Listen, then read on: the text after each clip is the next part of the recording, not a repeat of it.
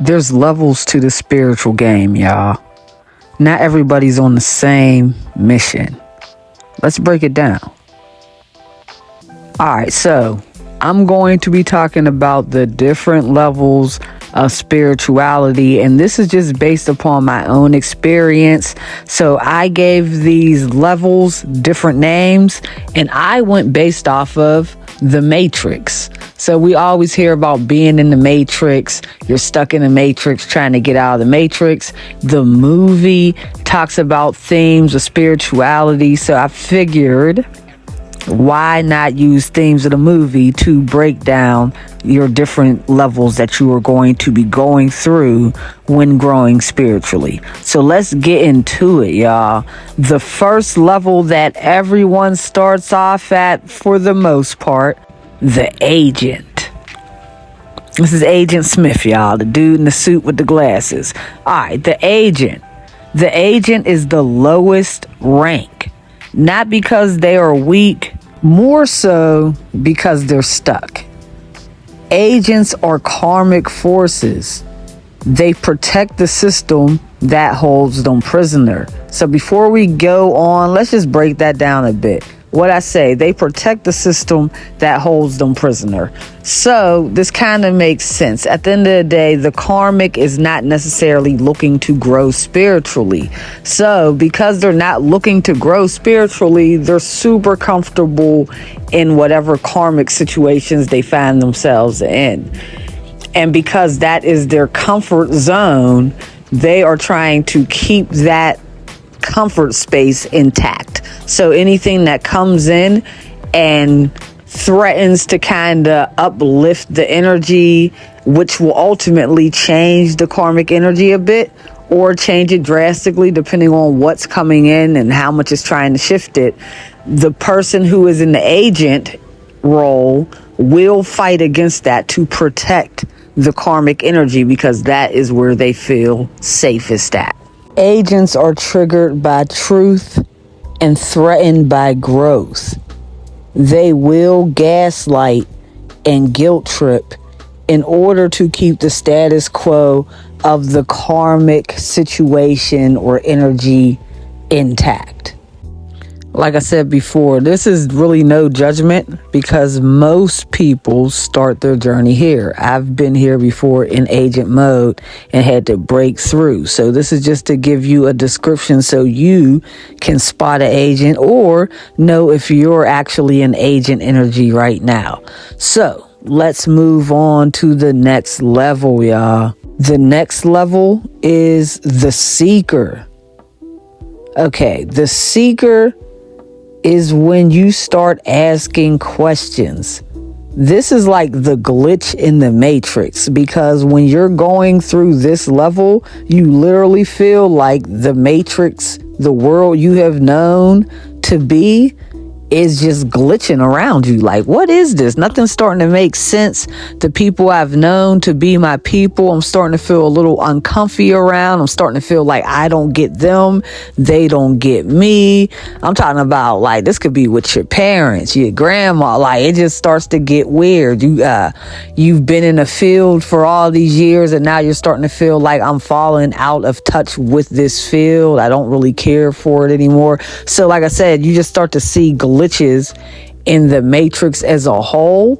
So you may notice things about religion, economics, capitalism, like those big things on the planet. And then you're going to notice smaller things that just kind of affect you in your world. Like I said, your personal relationships, your career. You're just going to start to see glitches in the Matrix. See, the thing about this level is seekers seek more than survival. The seeker wants to live and feel life to the fullest. They want the truth. This stage is probably one of the most adventurous stages in the process until you get to one of the later stages, but we'll speak on it when we get there. But this stage can also get tricky because some seekers tend to get lost in the ego And that ego trip is about looking woke. So this is kind of like taking on the aesthetic of the woke person, using all the words that the woke person uses, knowing the language, doing all the things, but not really internalizing the journey and getting out of it what you need to get out of it. So at the end of the day, the whole point of this individual journey that we go on is to understand why your soul was sent to the planet. What are you doing here? Like, what was your mission? Because you're here for a mission. Everyone's mission is totally different. In the seeking mode, a lot of people can never really get to that full understanding of why they're here, and they just get caught up in the aesthetic of being the leader and looking like the woke person. I'm the person you come to for the spiritual wisdom, but they never in turn really find out why they were here to complete their mission and continue on to the next level.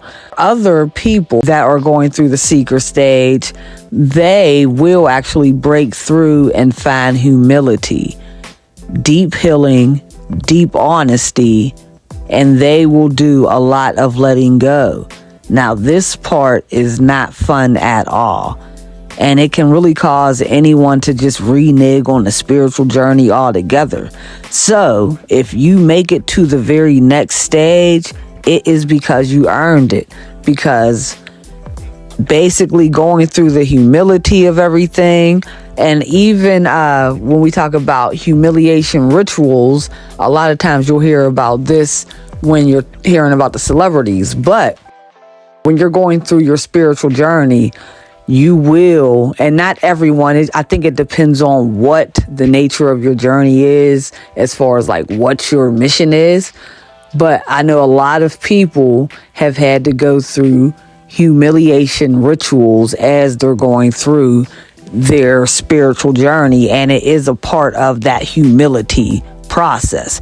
So like I said, this is one of the hardest parts of your journey. So you do end up finding deep humility, deep healing, and deep honesty.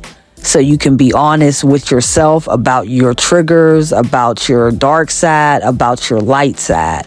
And you also end up letting go of a lot of things. Like I said, this part out of all the stages is not so fun. Like, it's literally a roller coaster ride. Because like I said, being the seeker, you're seeking. So you're finding out new information, you're finding out new things that you've always wanted to know, and some things that you've never known that you wanted to know, but your soul deep down has always wanted to know on a soul level. So that part's very exciting.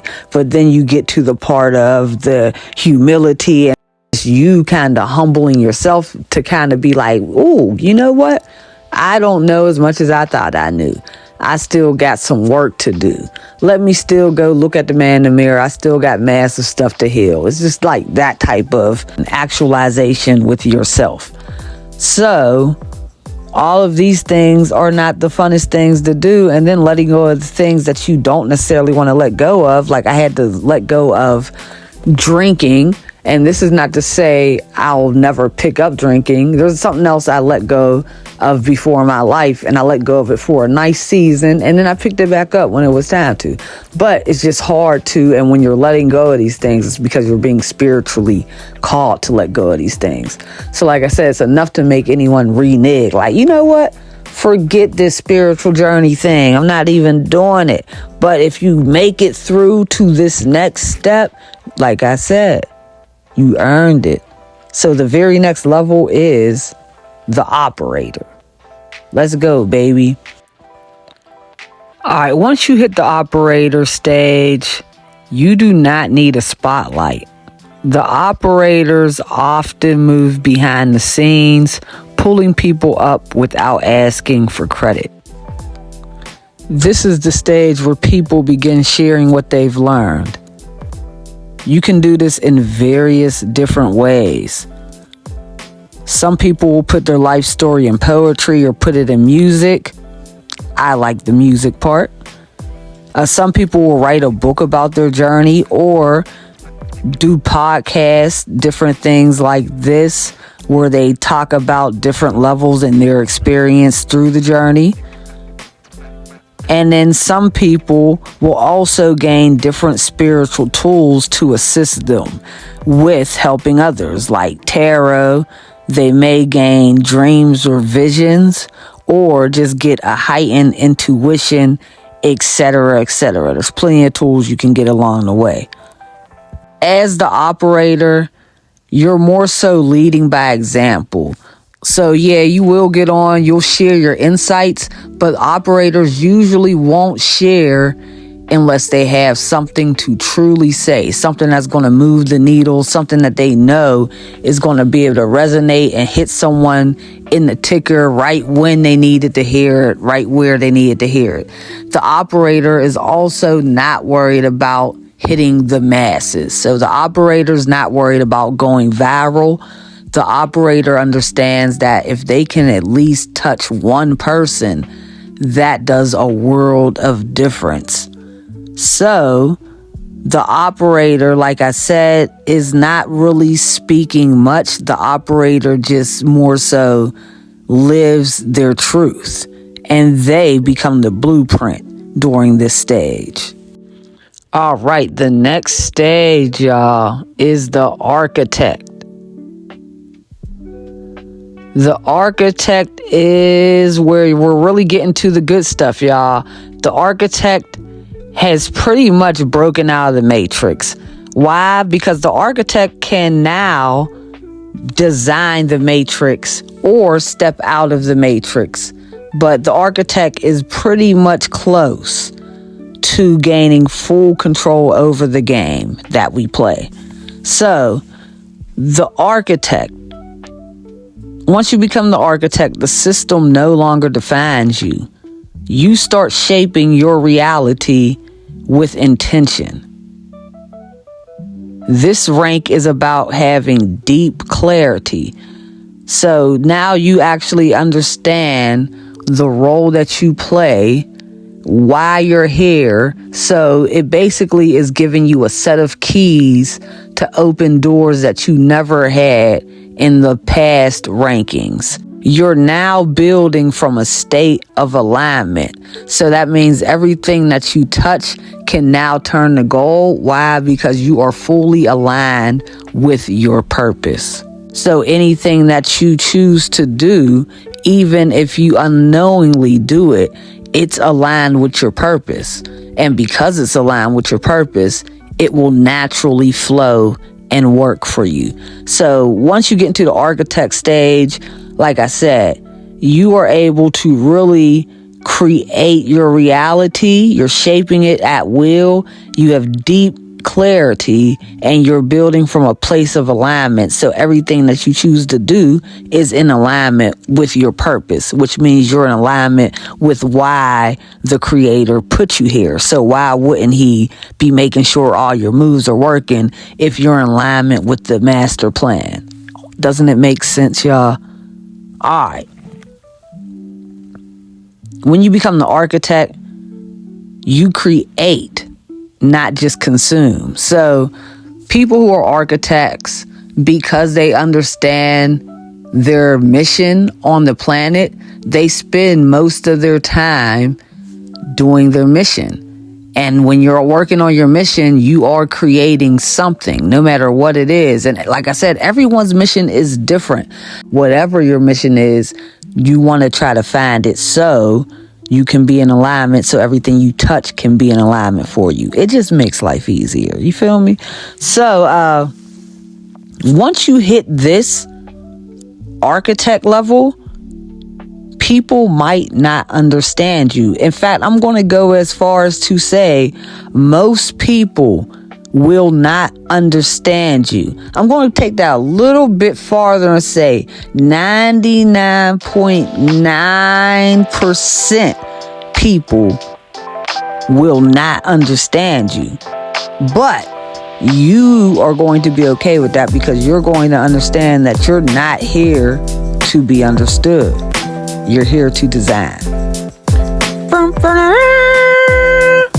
You have made it to the final level. Congratulations. The final level in the game is Neo, the one. Alright, Neo is the final rank. Once you reach Neo rank, you have reached a level of full detachment. You've broken all ties to this illusion we call the Matrix. You don't fight the system. You now transcend it. You trust yourself fully. And you always live in the flow. This isn't just about being perfect. It's about being free. So, these are all of the ranks when you're moving throughout the levels of spirituality. I've moved throughout a lot of these ranks, and what I'm saying to you has, like I said, been based off of my own experience. And what I want to tell you is keep fighting a good fight. If you're in this, if you're really looking to grow spiritually because you've been put on the journey, and once you really crack open, once you become the seeker, there's really no turning back.